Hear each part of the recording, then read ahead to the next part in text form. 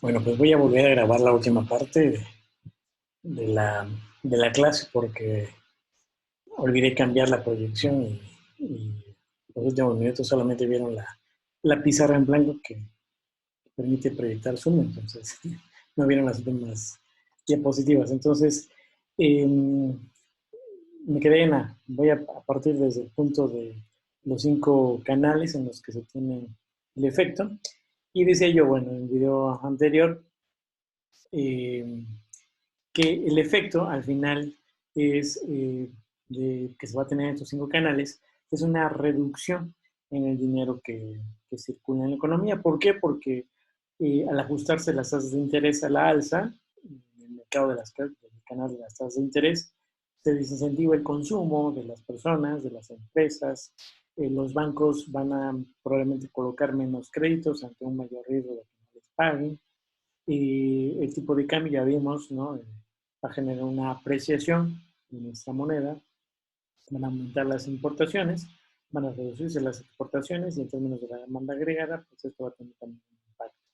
Y al final, bueno, lo que va a ocasionar es que haya menos dinero que circule y con eso, como ya vimos de acuerdo a la teoría monetaria, pues se genera una menor inflación dentro de la economía, de acuerdo a la ecuación cuantitativa. ¿Ok? Bueno. Hasta este punto, digamos, bueno, eso es cómo influye, en este caso, el primero de los mecanismos, que es la tasa de fondo bancario, la tasa de referencia. La pregunta ahora sería, bueno, ¿y las operaciones de mercado abierto cómo funcionan? ¿O qué cosas son? ¿No? Es medio raro el nombre. Bueno, vamos a comenzar diciendo que las operaciones de mercado abierto es un segundo mecanismo a corto plazo que utilizan los bancos centrales y que consisten en algo muy simple. Representan compras o venta de bonos gubernamentales. ¿Qué son los bonos gubernamentales? Por ponerlo de forma muy simple, son una especie de pagarés de deuda que emiten los gobiernos cuando necesitan financiarse. El tipo de bono gubernamental más común en nuestro país, o el más utilizado, se llaman CETES, que significan certificados de la tesorería. Estos certificados de la tesorería son una especie de pagarés de deuda que emite el gobierno y que son colocados por el Banco de México. ¿Por qué se utiliza o cuál es su función o por qué funciona ese segundo mecanismo? Porque estos certificados de la tesorería funcionan como un instrumento de inversión. Es decir, vamos a pensar, yo como inversionista tengo cierta cantidad de dinero, digamos un $500,000, y lo que nos dice también la teoría financiera, que se lo van a ver seguramente en una clase, es que eh, hay un principio, ¿no?, en la teoría financiera que dice, para ponerlo en términos muy prácticos, no hay que poner todos los huevos en una canasta. Es decir, hay una teoría incluso que es conocida y que su autor recibió el premio Nobel, no recuerdo el nombre, pero que habla de la diversificación del riesgo. Entonces, ¿a qué se refiere esta teoría? Nos dice que cuando se invierte, ¿no?, en el sistema eh, financiero y cambiario y de los mercados financieros, hay que diversificar, es decir, el dinero hay que colocarlo en diferentes opciones de inversión y se arma lo que se denomina un portafolio de inversión. Es decir, si yo tengo a lo mejor $500,000, una parte la voy a poner en determinados activos, otra parte en otros. Es decir, ¿cuál debe ser esa mezcla ideal? Bueno, bueno, los inversionistas deben integrar sus portafolios de tal forma que van a tener, por un lado, activos que representan un riesgo muy bajo de perder su dinero, pero que por lo mismo, al ser un riesgo bajo, el rendimiento que van a obtener no va a ser muy elevado, ¿no? Por otro lado, va a haber activos que les va a dar un mayor rendimiento a un inversionista, como pueden ser el caso de las acciones de las empresas, pero que implican un mayor nivel de riesgo, ¿no? Como estamos viendo, ¿no? Algo ocurre de pronto a nivel internacional, hace que las acciones se caigan de un día para otro y la gente puede perder su dinero. Pero como el riesgo es más alto, entonces tiene que haber un mayor rendimiento. Entonces, al mezclar esos dos tipos de activos, ¿no?, se integra un portafolio de inversión. Los CETES cumplen la función de ser un activo de bajo riesgo, aunque su rendimiento no suele ser muy alto, y por eso son demandados por los inversionistas, porque en integración de sus portafolios, pues se recurren a meterle a ese portafolio, ¿no?, parte de CETES para equilibrar el riesgo de inversión. Y por eso es que son demandados. Bueno, entonces el mecanismo de las operaciones de mercado abierto precisamente es la compra o la venta de bonos gubernamentales, esencialmente CETES. Hay otros bonos gubernamentales, no son tan comunes o tan mencionados, pero existen, como son los bonos, los bondes, que son bondes de desarrollo, los subibonos, que son bonos expresados en unidades de inversión. Entonces, mecanismos. Pero los más comunes son los certificados de la tesorería. Para explicar cómo funciona este mecanismo, vamos a poner igual un ejemplo hipotético muy simple para que entendamos. Pensemos que el día de hoy el Banco de México va a anunciar una venta de bonos gubernamentales, algo que se llama una subasta de CETES, por 8,000 pesos, ¿no? Y de pronto Citibanamex escucha esta noticia y las reservas excedentes de Citibanamex ahorita son de 10,000 pesos. Pero con todo lo que está ocurriendo, pues no han llegado clientes a pedir créditos ni nada, y dice Citibanamex, pues de tener el dinero ahí ocioso, recuerden que las reservas excedentes pues no generan ningún beneficio. Entonces Citibanamex puede decir, pues de tener el recurso ocioso, pues mejor lo invierto en estos CETES.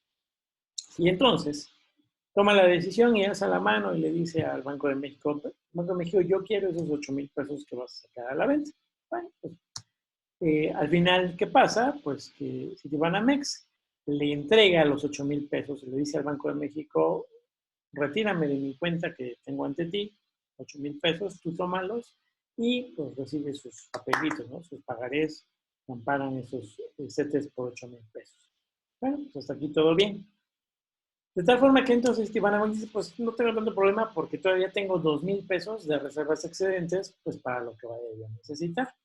Pero puede ser que el día siguiente se presentan ante la sucursal de Citibanamex 3 clientes, 3 usuarios. José, que está pidiendo un crédito por 1,000 pesos porque quiere iniciar su negocio.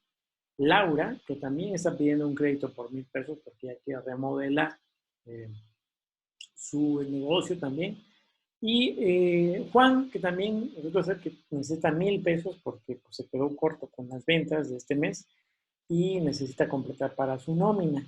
De tal forma que entonces mañana Citibanamex va a enfrentar una situación. Solamente tiene 2,000 pesos en efectivo en reservas excedentes, pero tiene requerimientos por 3,000 pesos de crédito. Y entonces el dilema para Citibanamex es ¿a quién le va a prestar? Podríamos hacer un poco más complejo este ejemplo diciendo, bueno, pues puede ser que recurra al Banco de México a pedirle prestado 1,000 pesos por un día y pues ya, ¿no?, soluciona. Pero bueno, no vamos a entrar a esa complejidad. Vamos a pensar que Citibanamex dice, tengo que decidir en este momento, no tengo tiempo de hablar para pedir prestado ni demás, y tengo que decidir a cuál de esos 3 clientes, solamente a 2 le voy a poder dar el crédito que me está pidiendo. ¿Cuál sería la opción más fácil? Recuerden, aquí vamos a referirnos a la teoría de la oferta y la demanda.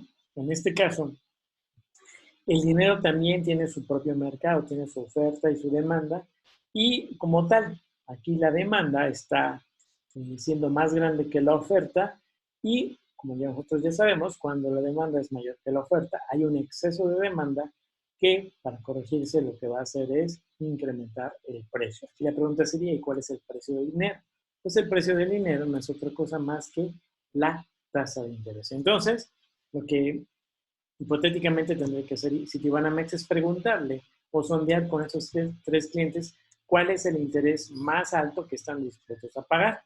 Pensemos que en el caso de José, José dice, yo estoy dispuesto a pagar hasta un 12% por el crédito. Laura también dice, yo estoy dispuesta a pagar 12% por el crédito. Pero Juan dice, no, yo solamente podría pagar 10,000 pesos porque pues, es crédito para nómina, ¿no? Para completar mi nómina. De tal forma que entonces, ¿cuál va a ser la decisión final de Citibanamex? Va a decir, bueno, pues con la pena Juan, pero a ti no te voy a dar el crédito, se los voy a dar a José y a Laura. Y entonces, ¿esto qué va a ocasionar? Que al final Citibanamex va a ajustar su tasa de interés a corto plazo, ¿no? Entonces, a lo mejor de un 10% que estaba, se va a mover a un 12%. En otras palabras, el efecto que va a tener, en este caso, la operación de mercado abierto, es exactamente el mismo efecto que tendría un incremento en la tasa de referencia del Banco Central, ¿no? La tasa de fondeo bancario. De tal forma que entonces, si va a tener este mismo impacto sobre la tasa de interés a corto plazo, esto después se va a traducir en un efecto en los mismos 5 canales que ya revisamos y el efecto similar sobre el dinero que circula y sobre la inflación. De tal forma que entonces, la conclusión a la que vamos a llegar, ¿no? Ahora sí van a poder ver la diapositiva, podemos, para resumir nuestra sesión, podemos decir, en principio, la política monetaria se integra de 3 componentes o de 3 mecanismos, que son la tasa de referencia, o bueno, en la parte de tasa de descuento, la tasa de referencia, o también llamada tasa de fondeo bancario, que es la tasa de interés que el Banco Central le cobra a los bancos cuando les presta dinero. El segundo mecanismo son las operaciones de mercado abierto, que son la compra y venta de bonos gubernamentales, los más comunes, los CETES, y que de estas operaciones la más usual es la venta, ¿no? Porque lo que quiere hacer el Banco Central es retirar dinero de circulación. Y el tercer instrumento, mecanismo de la política monetaria son las reservas legales o el encaje legal. Aquí ya no entré mucho en ese contexto, pero podríamos mencionar que en esencia, como ya decíamos al inicio de la sesión, las reservas legales se dejan como un mecanismo de largo plazo, es decir, salvo en el caso que la tasa de referencia y o las operaciones de mercado abierto no estuvieran teniendo el efecto deseado, entonces el Banco Central podría recurrir a las reservas legales, que de acuerdo a la ley de encaje legal, ahí ya se indica que, como ya me mencionaba yo también al inicio de la sesión, todos los bancos están obligados a depositar el 20% del ahorro que captan ante el Banco Central como encaje legal, pero que esta ley dice que si el Banco Central determina la necesidad por fines de los objetivos de la política monetaria de aumentar ese encaje, lo puede hacer, ¿no? Y a lo mejor podría aumentarlo de un 20% a un 30%, ¿no? Pero esa ya sería como la opción en caso de que los otros 2 mecanismos de corto plazo no funcionan. Al final, entonces, podemos decir, un incremento en la tasa de referencia del Banco Central, un incremento en las operaciones de mercado abierto, específicamente una mayor venta de CETES, o un incremento del encaje legal, van a tener un efecto directo sobre las tasas de interés de corto plazo de los bancos, por lo que ya mencionamos, ¿no? Es decir, van a aumentar las tasas de interés en el corto plazo. Y si las tasas de interés aumentan en el corto plazo en el sistema financiero, va a afectar a los 5 canales que ya mencionamos. Y en resumen, el efecto en los 5 canales, ¿cuáles van a ser? Va a haber una menor demanda de crédito por parte de las personas, porque pues, a lo mejor va a ser más caro el consumo con tarjetas de crédito. Va a haber una menor demanda de crédito por parte de las empresas. Va a haber empresas a las que se les va a hacer ya caro pedir un préstamo para invertir en un negocio, para hacer alguna expansión de sus negocios actuales. También probablemente va a haber una menor oferta de créditos, es decir, los bancos ya la van a pensar más en otorgar ciertos créditos en donde a lo mejor haya riesgo de que los clientes no les paguen. Va a haber un menor consumo en la economía, va a haber una menor inversión y en términos generales va a haber una menor demanda agregada. Esto al final se va a traducir en una menor circulación de dinero en la economía y, como ya mencionábamos hace un momento, de acuerdo a la ecuación cuantitativa, una menor circulación de dinero implica una menor inflación, es decir, una menor presión sobre el nivel de precios de la economía, ¿no? De tal forma que entonces, en esencia, ese es el mecanismo de la política monetaria cuando su objetivo es reducir la inflación. La pregunta sería, ¿y hay casos en los que la tasa de referencia pueda bajar o que el Banco de México decida bajarla? O que en lugar de vender CETES, el Banco de México anuncie una compra de CETES para que los tengan en posesión, o que, mejor podría ser el caso, reduzcan las reservas legales. Sí, sí es posible y sí se da, y de hecho es lo que está ocurriendo ahorita en nuestro país. En este caso, algo que no no mencioné en el video anterior, es que en nuestro país, de los tres instrumentos, el Banco de México, el instrumento que utiliza como instrumento principal de política monetaria es la tasa de referencia, la tasa de fondo bancario. La semana pasada nos encontramos ante la noticia, el anuncio del Banco Central de una reducción de la tasa de fondeo bancario, movido en mucho por lo que hace 2 semanas y media realizó el Banco Central de los Estados Unidos, que es la Reserva Federal de los Estados Unidos. Ustedes se preguntarán, ¿y esto no va a ser contraproducente? Porque si ya vimos que subiendo la tasa de referencia, lo que se logra es al final, el resultado final es una menor inflación. Al bajar la tasa de referencia, lo que se va a provocar es inflación, ¿no? Y ante las circunstancias que estamos viviendo, la pregunta sería, ¿y no sería peor? Aquí la pregunta es no. ¿Por qué? Porque en este caso, estas medidas de bajar la tasa de referencia del Banco Central se dan cuando, en lugar de enfocar la política monetaria a un objetivo de inflación, se enfocan como una política anticíclica. Es decir, ante el escenario, pues ya prácticamente que va a ser una realidad de que vamos a entrar en un periodo de recesión económica o incluso de crisis, a lo mejor no tan severa, pero de corto plazo sí va a tener un impacto significativo. Pues recuerden también, la macroeconomía nos dice que hay que actuar con políticas anticíclicas, es decir, políticas que permitan suavizar estos momentos, ¿no?, de recesión o de crisis económica. Y entonces, la política monetaria también puede ser utilizada como una política anticíclica. ¿Por qué? Porque si baja la tasa de referencia, ¿qué va a ocurrir con la tasa de interés en el corto plazo? Va a bajar. Si bajan las tasas de interés en el sistema financiero, ¿qué va a ocurrir? Que va a haber más empresas que a lo mejor pasando esta etapa crítica de este mes en nuestro país, pues que van a estar afectadas. Al enfrentarse a una menor tasa de interés, van a estar motivadas a poder pedir prestado a los bancos. Es decir, al haber un menor interés que pagar, pues a lo mejor más empresas se van a animar a pedir prestado para salir de la situación crítica. O en el caso de los consumidores, pues va a haber más gente que a lo mejor vamos a mantener nuestro nivel de consumo si usamos nuestra tarjeta de crédito, porque las tasas de interés van a bajar. O la inversión también puede ser que aumente, ¿no? Pero el ajuste del Banco Central no se dio, o hubo un periodo ahí, unos días en los que estaba en duda si lo iba a implementar o no, porque aunque la Reserva Federal esto lo anunció hace 2 semanas y media, se esperaba que la mayoría de los países hicieran casi de inmediato sus ajustes siguiendo a la Reserva Federal, que es como el banco que va marcando la pauta, pero no lo hizo el Banco de México. ¿Por qué? Porque recordemos que uno de los 5 canales en los que afecta esta política monetaria es en el canal de tipo de cambio.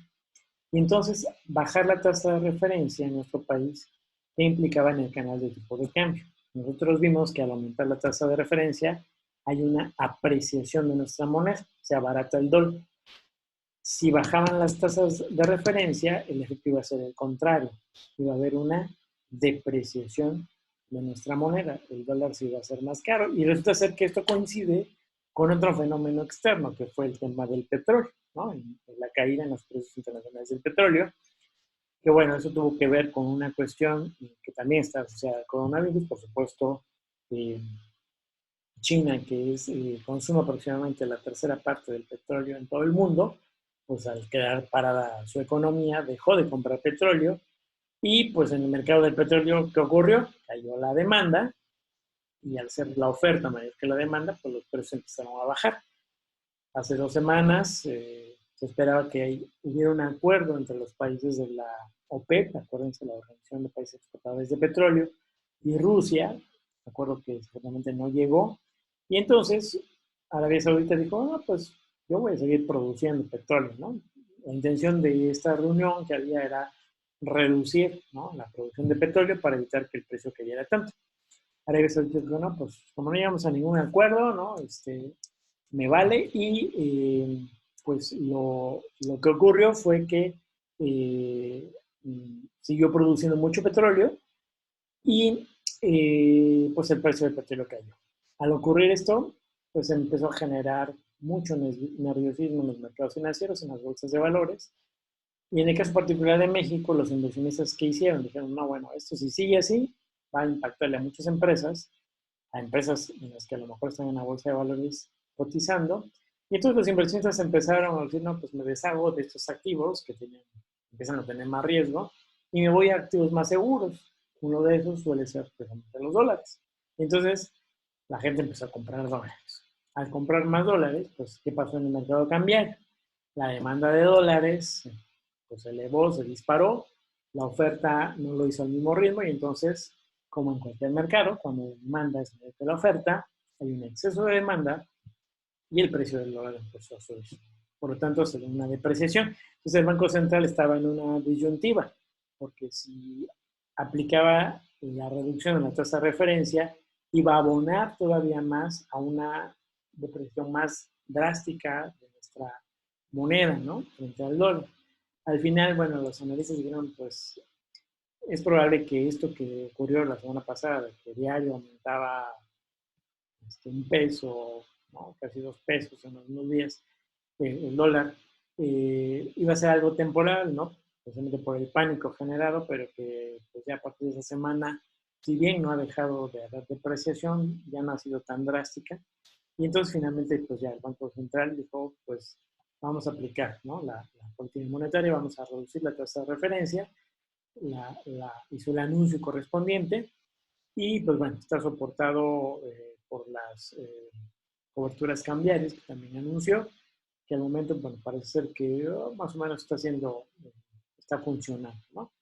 Pero entonces vemos aquí que pues es complejo, ¿no? Todo el mecanismo a nivel macroeconómico, porque una decisión que a lo mejor vemos muy simple, pues tiene repercusiones, puede tener otro tipo de repercusiones. Entonces, por eso es importante conocer, ¿no? Cómo funciona esto para que cuando ustedes escuchen, ¿no? Decir, es que el Banco de México anuncia un ajuste en su tasa de referencia, que ustedes puedan ir visualizando esto qué implica para la economía. ¿De acuerdo? Bueno, pues espero que ahora sí haya sido de utilidad esta sesión, ¿no? Pedirles una vez más, por favor, jóvenes, quédense en su casa, pídenle a sus familias que se queden en sus casas, eh, no lo tenemos esto a juego, ¿no? Yo sé que para ustedes es a lo mejor un suplicio estar todo el día en sus casas, ¿no? Quisieran salir, irse con sus amigos. Eh, espero que de manera no les estén dejando tarea, ¿no? Pero bueno, eh, al final de cuentas, la idea es apoyarnos unos a otros para que podamos ayudar a nuestras familias, ¿no? A nuestra comunidad, en real, pues en nuestro país, ¿no? Vienen tiempos todavía más pues, complicados en términos quizás ya económicos, con la repercusión que va a tener esto. Entonces, pongamos nuestra granito de arena, quedándonos en casa, ¿no? Aguantándonos en muchas actividades que podemos hacer, ¿no? Descubrir talentos que a lo mejor tenemos ahí guardados. Entonces, por favor, quédense en casa. Pues espero que les sea de utilidad. Vamos a seguir haciendo más videos de otros temas para que podamos ir haciendo este acompañamiento. ¿De acuerdo? Pues vengan bonito tarde.